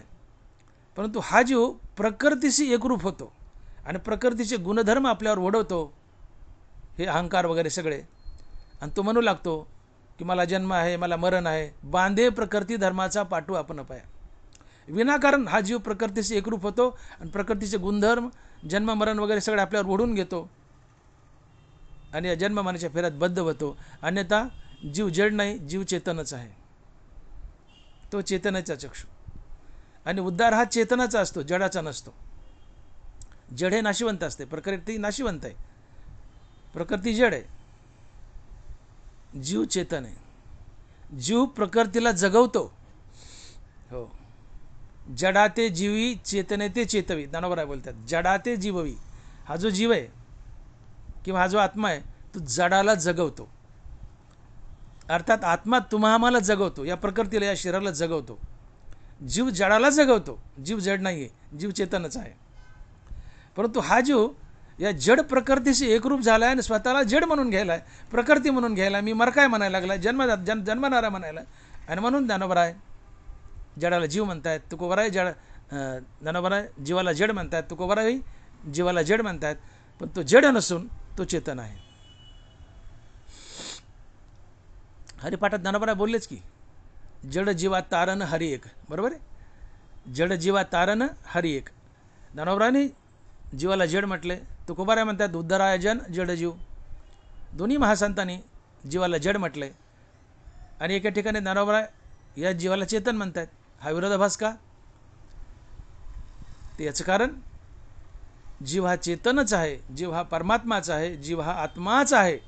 परंतु हा जीव जो आत्मा आहे तो प्रकृतीशी एकरूप होऊन प्रकृतीचे गुणधर्म आपल्यावर ओढवतो आणि विनाकारण मी जड आहे, मी प्रकृती आहे, मी मरणार आहे, मी जन्मणार आहे, असे प्रकृतीचे गुणधर्म आपल्यावर ओढून घेतो. अहंकारात बद्ध झाल्यामुळं बरळतो, अहंकाराच्या झोपेत झोपतो. अन्यथा जीव हा चेतनच आहे, जीव जड नाही. उलट हा चेतन जीव जडाला, प्रकृतीला जगवतो. जीव जडाला जगवतो. आणि म्हणून तो परमात्माची परी दुसरा, अहंकार निद्रा निदसुरा, स्वप्नीचे ओरभरा संतोषे सिने. जीव चेतनच आहे, पण तरी तुकोबाराने त्याला जड म्हटलं. याचं कारण जीव हा प्रकृतीचे एकरूप होतो, प्रकृतीचे गुणधर्म आपल्यावर वाढवतो आणि मग सुखदुःखात बांधल्या जातो, जन्ममरणाच्या फेऱ्यात बांधल्या जातो, अहंकारात बांधल्या जातो. चेतन असलेला जीव प्रकृतीचे एकरूप झाल्यामुळे स्वतःला जड म्हणतो, अन्यथा तो चेतनच आहे. आणि म्हणून इथं शब्दप्रयोग असा आहे की उद्धराया जन जड जीव. तुकोबाराय म्हणतात संत अवतार धरतात कशासाठी? जड जीवाचा उद्धार करण्यासाठी. अर्थात जीव हा जड नसून तो चेतनच आहे. मी पुन्हा पुन्हा सांगितले, परंतु हाच चेतन जीव प्रकृतीचे एकरूप झाल्यामुळं प्रकृतीचे गुणधर्म आपल्यावर ओढवतो, स्वतःला जन्ममरणाच्या फेऱ्यात बांधतो, सुखदुःखात लोळतो, अहंकारात घोरतो. तो स्वतःला जड म्हणून घेतो, परंतु तो जड नसून तो चेतनच आहे. आणि म्हणून संत अवतार धरतात तर ते जडजीवाचा उद्धार करण्यासाठी म्हणण्यापेक्षा चेतन जीवाचा उद्धार करण्यासाठीच अवतार घेतात. कारण उद्धार हा चेतनाचा असतो, जडाचा नसतो. पण तो शब्दप्रयोग जो केला की उद्धाराया जन जड जीव, जड जीवा तारण हरी एक, हे जे दोन्ही संतांनी लिहिलंय ते मी पुन्हा पुन्हा सांगितले की जीव चेतन आहे, जीव आत्मा आहे, पण प्रकृतीशी एकरूप झाल्यामुळे तो जड झाला आहे. तर तुकोबाराय दुसऱ्या चरणात बोलतायत की अवतार तुम्हा धरावया कारण उद्धराया जन जड जीव. संत अवतार धरतात ते जीवाला मोक्ष मिळवून देण्यासाठी, जीवाचा उद्धार करण्यासाठी. उद्धार हा चेतनाचा असतो, जडाचा नसतो. मोक्ष हा चेतनाला मिळतो, जडाला नाही. मग असे मायबाप असलेले संत, कृपावंत असलेले संत, कीर्तिरूप असलेले संत अवतार धरतात, जडजीवाचा उद्धार करतात आणि याशिवाय या पृथ्वीवर सुख वाढावं, भक्तिभाव वाढावा, धर्म वाढावा, कुळाचार वाढावा आणि हरिनामाचा प्रसार व्हावा यासाठी देखील अवतार धरतायत. हे अभंगाच्या 3ऱ्या चरणात. आणि म्हणून महाराज लिहित आहेत की वाढावया भक्तिभाव, वाढावया सुख भक्तिभाव धर्म, कुळाचार नाम विठोबाचे. वाढावया सुख भक्तिभाव धर्म, कुळाचार नाम विठोबाचे. 5 गोष्टी आल्या या चरणात. संतांनी अवतार धरला. 2ऱ्या चरणात सांगितलं कशा करता, उद्धाराय जन जडजीव. एक झालं अवताराचं कारण. 2रं कारण जगताला सुख मिळावं, भक्तिभाव वाढावा, जगतात धर्म वाढावा, कुळाचार वाढावा आणि विठोबाचं नाम वाढावं. या 5 आणि वरची 6, या 6 गोष्टीसाठी संत अवतार धरतात असे या अभंगाच्या 2 चरणात तुकोबाराय म्हणतात. वाढावा या सुख भक्तिभाव धर्म, कुळाचार नाम विठोबाचे. आता संतांचा अवतार झाल्यानंतर या पृथ्वीवर सुख कसं वाढतं, भक्तिभाव कसा वाढतो, धर्म कसा वाढतो, कुळाचार कसा वाढतो आणि विठोबाच्या नामाचा प्रसारी कसा वाढतो. वाढावा या नाम विठोबाचे. या 5 गोष्टीची काय लिंक आहे, संत काय करतात नेमकं या 5 गोष्टी वाढण्यासाठी.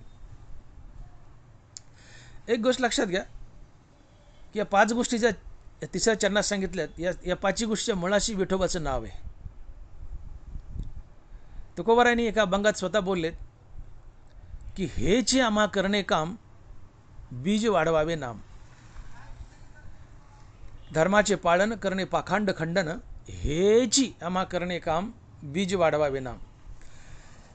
तुकोबाराय म्हणतात की माझ्या अवतार कार्यात जे जे काही मी कार्य करतोय त्यातलं सगळ्यात प्रमुख कार्य जर काय असेल तर हरिनामाचा प्रसार.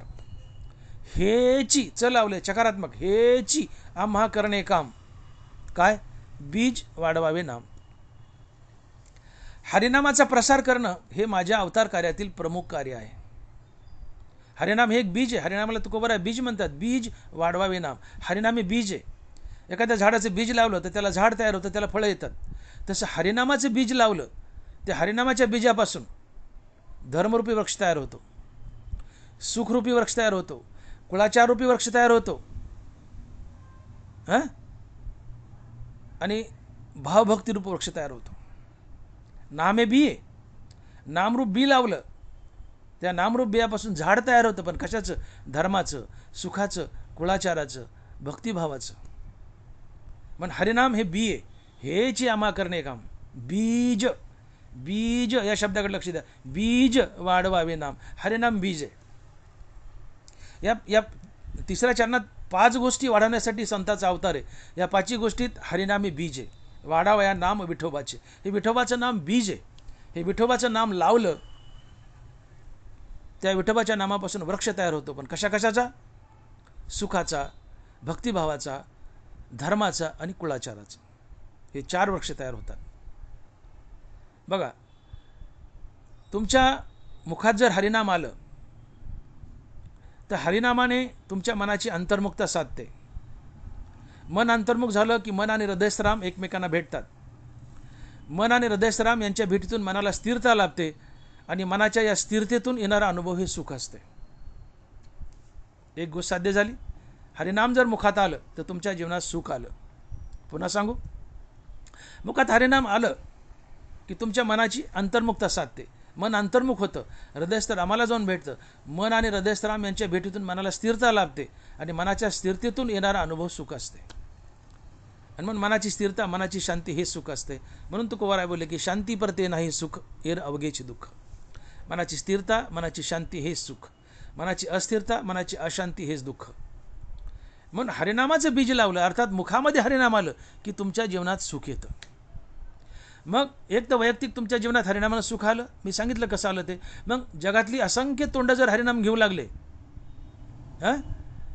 तर इथं होतं काय की हरिनामाच्या पोटी दया जन्म घेते आणि दयेच्या पोटी धर्म जन्म घेतो. ज्ञानोबा बोलले, दया तेत धर्मो, धर्मो तेत सुखागमो, सुखी पुरुषोत्तम असे जैसा. दयेच्या पोटी धर्म जन्म घेतो. दया तेत धर्म, अर्थात दयेच्या पोटी धर्म जन्म घेतो. धर्म म्हणजे काय? धर्म म्हणजे जातीपाती नव्हे. धर्म म्हणजे नीती, रीती, माणुसकी, इमानदारी, सत्य, अहिंसा, प्रेम, जिव्हाळा, परोपकार, सहानुभूती, सदाचार या सगळ्या सद्गुणाच्या समुदायाला धर्म म्हणावं. आता खोलात गेलं तर आपला व्हिडिओ फार मोठा होईल. मी थोडक्यात सांगतो की धर्म म्हणजे सद्गुण, सद्गुणाला धर्म म्हणावं. धर्म म्हणजे सद्गुण, नीतिरीती, माणुसकी, इमानदारी, सत्य, अहिंसा, प्रेम, जिव्हाळा या सद्गुणाला धर्म म्हणतात. आणि हा धर्म दयेच्या पोटी जन्म घेतो. अर्थात दयेच्या पोटी धर्म, अर्थात हे सद्गुण जन्म घेतात. मग हे सद्गुण अर्थात धर्म दयेच्या पोटी जन्म घेतात. मग दया कोणाच्या पोटी जन्म घेते? तर दया हरिनामाच्या पोटी जन्म घेते. दयेशी स्वतंत्र जन्म नाही, जे तो उपजे तो साधू पाही. साधू नामधारक असतो, म्हणून दया ही साधूच्या आश्रयाने जगते. तुकोबाराय बोलले, भक्तीचे ते वर्म जयाचे हाती, तया घरी शांती, क्षमा, दया. ज्याच्या जीवनात भक्ती, त्याच्या जीवनात काय काय? शांती, क्षमा आणि दया. तात्पर्य दयेचा जन्म कुठे? हरिनामाच्या पोटी. अर्थात हरिनामाच्या पोटी दया, दयेच्या पोटी धर्म, अर्थात नीतिमूल्य, सद्गुण, सदाचार. धर्म म्हणजे सद्गुणाचा समुदाय, नीतिरीती, माणुसकी, इमानदारी. म्हणून समीकरण आहे का? हरिनामाच्या पोटी दया, दयेच्या पोटी धर्म, अर्थात नीतिरीती, माणुसकी, इमानदारी, सत्य, अहिंसा, प्रेम, जिव्हाळा हे सद्गुण. मग दया ते धर्म आणि धर्म ते सुखागम. ही लिंक लक्षात घ्या. हरिनामाच्या पोटी दयेने जन्म घेतला, दयेच्या पोटी धर्माने अर्थात सद्गुणाने जन्म घेतला, पर्यायाने हरिनामाच्याच पोटी सद्गुणाने जन्म घेतला. का धर्म म्हणजे नीतिमूल्य, नीतिरीती, माणुसकी, इमानदारी. छोटं जर केलं धर्माला तर नीती, रीती, माणुसकी, इमानदारी म्हणजे धर्म, सत्य म्हणजे धर्म, अहिंसा म्हणजे धर्म, परोपकार, सहानुभूती म्हणजे धर्म. तुकोबाराय तर सत्याला धर्म म्हणतात. सत्य तोची धर्म. तुकोबाराय बोलले सत्याला धर्म म्हणतात. म्हणून धर्म म्हणजे सत्य, अहिंसा. आणखीन छोटं केलं तर नीती, रीती, माणुसकी, इमानदारी म्हणजे धर्म. अजून छोटं केलं तर नीतिमूल्य हाच धर्म. नीतिमूल्य हाच धर्म आहे. आणि म्हणून हरिनामाच्या पोटी दया आणि दयेच्या पोटी धर्म, अर्थात नीतिमूल्य, पर्यायाने हरिनामाच्याच पोटी नीतिमूल्य जन्म घेतात. आणि म्हणून ज्ञानोबा बोलले की सकळ धर्माचे कारण नामस्मरण, हरिकीर्तन. धर्म हरिनामाच्या पोटी जन्म घेतो, कारण हरिनामाच्या पोटी दया आणि दयेच्या पोटी धर्म, पर्यायाने हरिनामाच्याच पोटी धर्म आहे. म्हणून सकळ धर्माचे कारण नामस्मरण, हरिकीर्तन. पण धर्म म्हणजे नीतिमूल्य. आणि म्हणून हरिनामाच्या पोटी दया आणि दयेच्या पोटी नीतिमूल्य, पर्यायाने हरिनामाच्याच पोटी नीतिमूल्य जन्म घेतात. आणि मग जेव्हा समाज जास्तीत जास्त संख्येने हरिनाम घेऊ लागतो तेव्हा सगळ्यांच्या हृदयात दया, मग सगळ्यांच्या जीवनात धर्म अर्थात नीतिमूल्य येतात. आणि जिथे नीतिमूल्य नांदतात तिथं लांडीला बडी नसते, फसवाफसवी नसते. कुणीच कुणाला फसवत नाही म्हणून भांडण तंटा नसतो. तिथं इमानदारी असते, नीती आहे तिथे इमानदारी असते. कुणी कुणाला फसवत नाही म्हणून भांडण तंटा नाही. भांडण तंटा नाही म्हणून प्रेमाचं, जिव्हाळ्याचं, सुखाचं वातावरण आहे आणि तो समाज सुखी होतो. आणि म्हणून ज्ञानोबा बोलतात की दया तेत धर्मो, धर्मो तेत सुखागमो, सुखी पुरुषोत्तम असे जैसा. समाजातील बहुसंख्य माणसं, असंख्य माणसं, सगळी माणसं हरिनाम घेऊ लागले. सगळ्यांच्या हृदयात दया. या दयेमुळे सगळ्यांच्या जीवनात धर्म अर्थात नीतिमूल्य आले. जिथं नीती आली तिथे लांडीला बडी पडून गेली. मग जिथं नीती तिथे माणुसकी आली, इमानदारी आली. जिथं इमानदारी आहे तिथं फसवाफसवी नाही आहे. मग जिथं इमानदारी आहे तिथं गुण्यागोविंदाचं वातावरण आहे. जिथं गुण्यागोविंदाचं वातावरण तिथं सुखाचं सुख आहे. तिथं सुखच सुख आहे. आणि मग या सुखाच्या रूपानं तिथं पुरुषोत्तम कृष्ण परमात्मा नांदत असतो. आणि मग दया ते तर धर्मो, धर्मो ते तर सुखागमो, सुखी पुरुषोत्तम असे जैसा. तात्पर्य संतांच्या जीवनात काय आलं? तात्पर्य समाजामध्ये काय आलं? सुख आलं. कशामुळे आलं? हरिनामामुळे आलं. आणि म्हणून या दोन गोष्टी लक्षात घ्या. या दोन गोष्टी लक्षात घ्या की पहिली गोष्ट आपण पाहिलं की हरिनामामुळं वैयक्तिकरित्या आपल्या जीवनात सुख आलं, एक गोष्ट. आणि हरिनामामुळं पूर्ण समाजही सुखी झाला. आणि म्हणून हरिनाम हे बीज आहे. हरिनाम जर लावलं तर या हरिनामापासून एक सुखाचा वृक्ष तयार होतो. आणि हे अवतार कार्य जे तुकोबाराय बोलतात की वाढावया सुख, भक्तिभाव, धर्म, कुळाचार, नाम विठोबाचे. तर संत हरिनामाचा प्रसार करतात, तुमच्या मुखात हरिनाम देतात.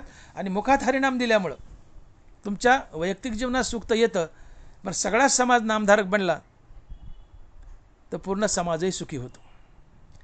म्हणजे विठ्ठलाच्या नामाचा प्रसार झाला तर तुम्ही सुखी होता, पूर्ण समाजही सुखी होतो. अर्थात हरिनामामुळं तुमच्या जीवनात सुख आलं. हे अवतार कार्यातलं दुसरं कार्य. पहिलं जड जीवाचा उद्धार झाला, दुसरं तुमच्या जीवनात सुख आलं. हरिनाम भक्तिभावाशी जोडतं, भगवंताशी जोडतं, भगवंताबद्दल भाव निर्माण करतं. तुमच्या जीवनात भक्तिभाव आला, भगवंताच्या दिशेने तुम्ही जाता, हळूहळू मुक्त होता, तुमच्या जीवनात भक्तिभाव आला, सुख आलं, भक्तिभाव आला हरिनामामुळं. तिसरं, हरिनामामुळे धर्म येतो. मी बोलून गेलो, कारण हरिनामाच्या पोटी दया आणि दयेच्या पोटी धर्म आहे, पर्यायाने हरिनामाच्याच पोटी धर्म आहे. आणि मग ज्ञानोबा म्हणतात की सकळ धर्माचे कारण नामस्मरण हरिकीर्तन. हरिनामानं तुमच्या जीवनात सुख आलं, समाजातही सुख आलं, हरिनामामुळे तुमच्या जीवनात भक्तिभाव आला, हरिनामामुळे समाजात धर्म आला, अर्थात नीतिमूल्य आली. आता चौथं, हरिनामामुळे जीवनात कुळाचार आला.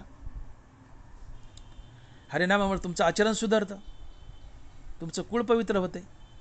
ज्ञानदेव म्हणे नाम जपा हरीचे परंपरा त्याचे कुळ शुद्ध. तुम्ही सातत्याने हरिनाम जपलं तर तुमच्या पोटी पिढ्यानपिढ्या हरिनाम जपणारी संतान येते, आणि जो हरिनाम जपतो त्याचं आचरण शुद्ध असतं, आचरण पवित्र असते. म्हणून तुमचा कुळाचार वाढतो, अर्थात हरिनामामुळे तुमच्या जीवनात कुळाचारही आला.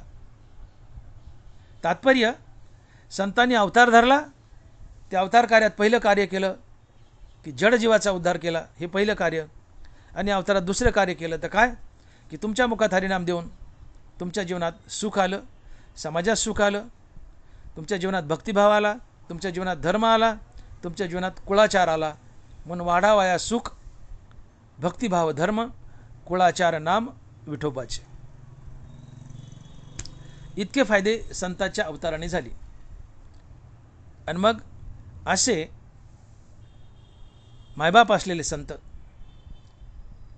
कृपावंत असलेले संत, कीर्तिवान असलेले संत हे जगाचा उद्धार करतात, जगात सुख स्थापित करतात, धर्म स्थापित करतात, कुळाचा उद्धार करतात, भक्तिभाव निर्माण करतात. असे संत चंदनासारखे असतात, हे तुकोबाराय अभंगाच्या 4थ्या चरणात सांगतात. आणि महाराज लिहित आहेत की तुका म्हणे गुण चंदनाचे अंगी तैसे तुम्ही जगी संत जन. तुका म्हणे गुण चंदनाचे अंगी तैसे तुम्ही जगी संत जन. तुकोबारायांनी इथं संताला चंदनाची उपमा दिली आहे. चंदनाचा प्रत्येक अवयव सुगंध देतो, प्रत्येक अवयव, त्याला जी जी अवयव तर प्रत्येक अवयव सुगंध देतो. म्हणून तुकोबाराय म्हणतात की तुका म्हणे गुण चंदनाच्या अंगी. चंदनामध्ये एकही दुर्गुण नाही, त्याचा कुठलाच अवयव दुर्गंधी देत नाही किंवा सुगंध दिल्याशिवाय राहत नाही. चंदनाचा प्रत्येक अवयव सुगंध देतो, अर्थात चंदनाच्या ठिकाणी एकही दुर्गुण नाही. तसं संतांच्या ठिकाणी एकही दुर्गुण सापडत नाही. आणि म्हणून तुकोबाराय संतांना चंदनाची उपमा देतात. चंदनाच्या ठिकाणी सर्व सद्गुणच सापडतात, संताच्या ठिकाणी सर्व सद्गुणच सापडतात. म्हणून तुका म्हणे गुण चंदनाच्या अंगी तैसे तुम्ही जगी संत जन. संत हे चंदनासारखे असतात, चंदनाचा प्रत्येक अवयव सुगंध देतो. तसं संताचाही प्रत्येक सद्गुण, संताच्या जीवनात सद्गुण वास करतात, आणि या सद्गुणामुळे संत जगाचं कल्याणच करतात. आणि म्हणून चंदन जसा परोपकारी आहे तसे संत परोपकारी असतात. चंदनाच्या ठिकाणी एकही दुर्गुण नाही, संताच्या ठिकाणी एकही दुर्गुण नाही, म्हणून संत चंदनासारखे आहेत. तुका म्हणे गुण चंदनाच्या अंगी तैसे तुम्ही जगी संत जन. जंगलामध्ये चंदनाच्या बाजूला बोरी बावळे असतात, तर चंदनाच्या संगतीने जंगलातल्या बोरी बावळी सुद्धा चंदनासारखा सुगंध देतात आणि भगवंताच्या माथ्यावर लावण्यास योग्य ठरतात. तुकोबाराय बोलले चंदनाच्या संगे तरुवर चंदन. जंगलात चंदनाच्या बाजूला कसले कडुलिंबाचं झाड उगू द्या, बावळीच उगू द्या, बोरीच उगू द्या, ते चंदनासारखं सुगंध देतं. का? संगती चंदनाची. तसं संत चंदन आहेत. मग तुम्हाला संगती जर संताची लाभली तर चंदनाच्या बाजूच्या बोरी बावळी चंदनाच्या संगतीने चंदनासारखा सुगंध देतात. तसं संताच्या संगतीत जो जो मनुष्य जाईल तोही संतच बनतो, तोही संतच बनतो. चंदनाच्या बाजूची झाडं चंदन बनली तसं संताच्या बाजूचा मनुष्य संतच बनतो. आणि म्हणून तुका म्हणे गुण चंदनाच्या अंगी तैसे तुम्ही जगी संत जन. संताच्या सानिध्यात तुम्ही गेले की तुम्ही संतच बनता. थोडा वेळ लागेल पण संतच बनता. आपणासारखे करीती तात्काळ नाही काळ वेळ तया लागे. तुम्ही संत सानिध्यात गेले, सत्संगतीत गेले की तुम्ही एक ना एक दिवस संत बनतात. भले 4-2 जन्म अजून अधिक लागतील, पण त्या दिशेने तोंड फिरवलं तुम्ही एक ना एक दिवस संत बनणारच.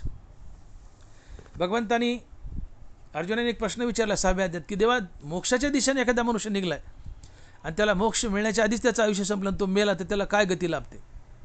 तेव्हा कृष्ण म्हणती पार्था, जया मोक्षपदी असता तया मोक्षा वाचून अन्यथा गती असे का?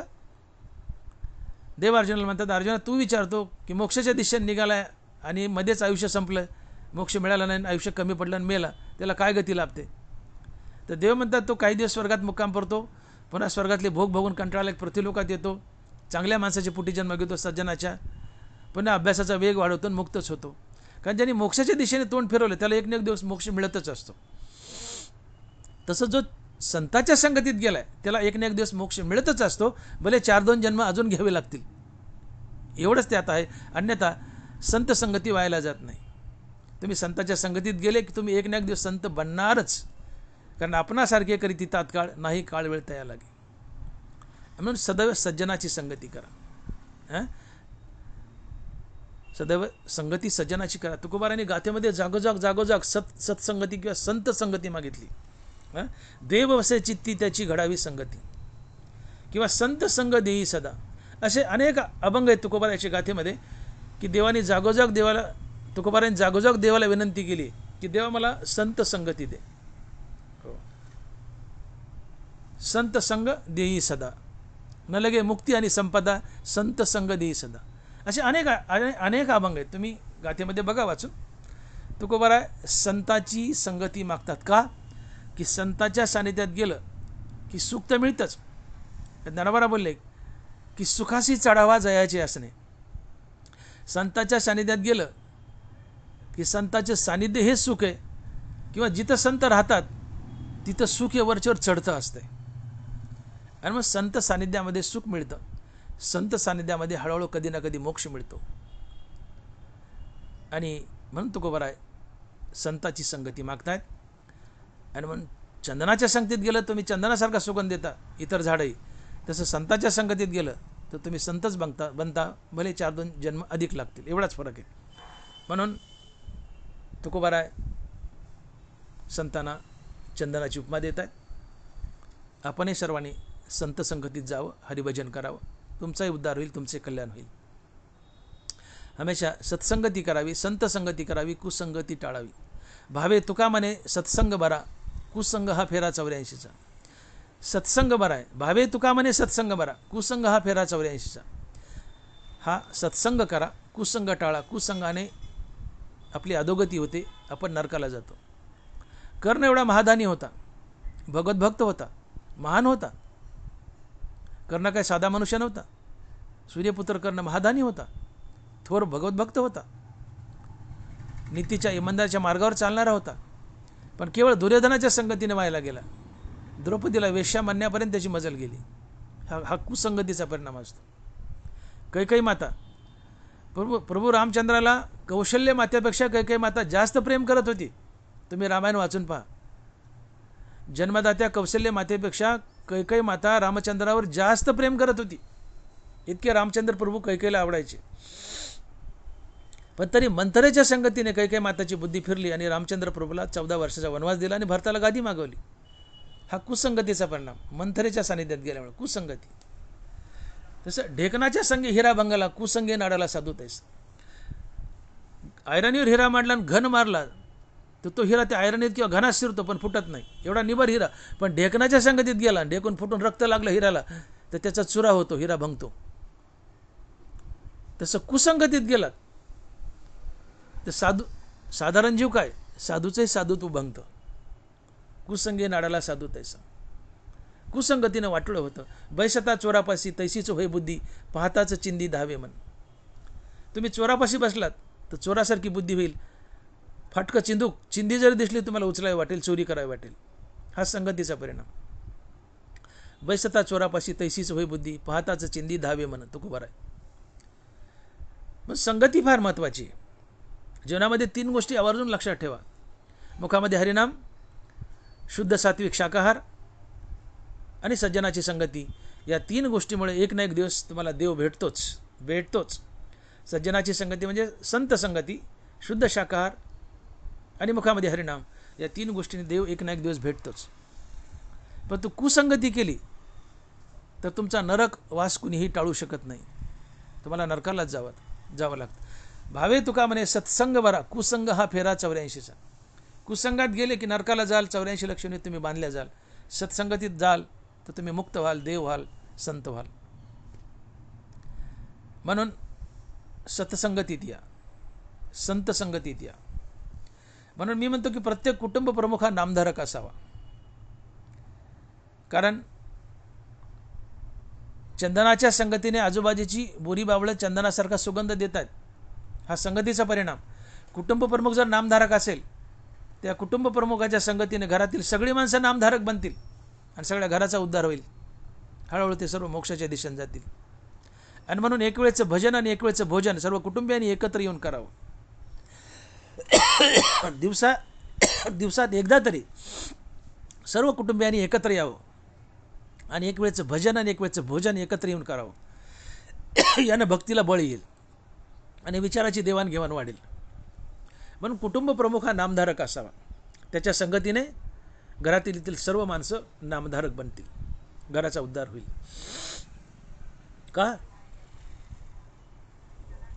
तर चंदनाच्या संगतीत गेलं, बाजूच्या बोरीबाबळी चंदनासारखा सुगंध देत आहेत. नामधारकाच्या संगतीत गेलं तुम्ही नामधारक बनतात. आणि म्हणून नेहमी नामधारकाच्या अर्थात संताच्या संगतीत वावरा. हळूहळू तुम्ही नामधारक बनता आणि एक ना एक दिवस संत बनूनच राहता. म्हणून असे चंदनासारखे पवित्र उदार असलेले चंदनासारखे सर्व सद्गुणच असलेले संत, या संतांना तुकोबाराय चंदनाची उपमा देत आहेत.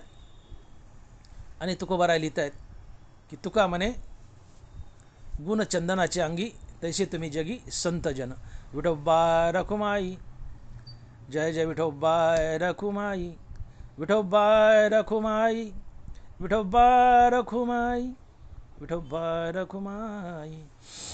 याच्यामध्ये आपण अभंगाचा पूर्ण भावार्थ पाहिलाय. तुकोबाराय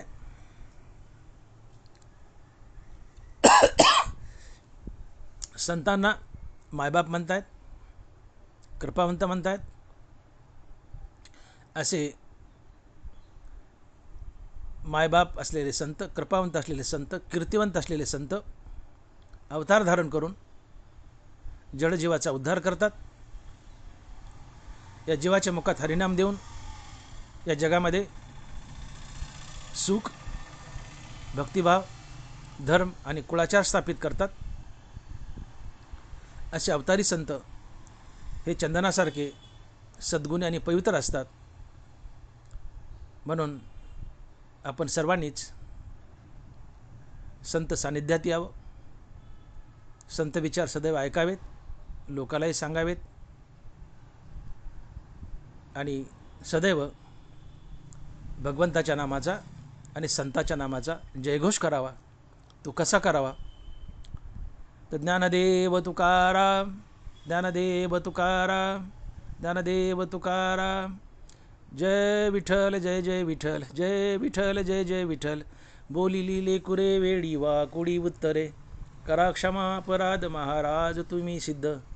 नाही विचारिला अधिकार मी आपुला, करा क्षमा अपराध महाराज तुम्ही सिद्ध. तुका म्हणे ज्ञानेश्वरा राखा पाया कै किंकरा, करा क्षमा अपराध महाराज तुम्ही सिद्ध.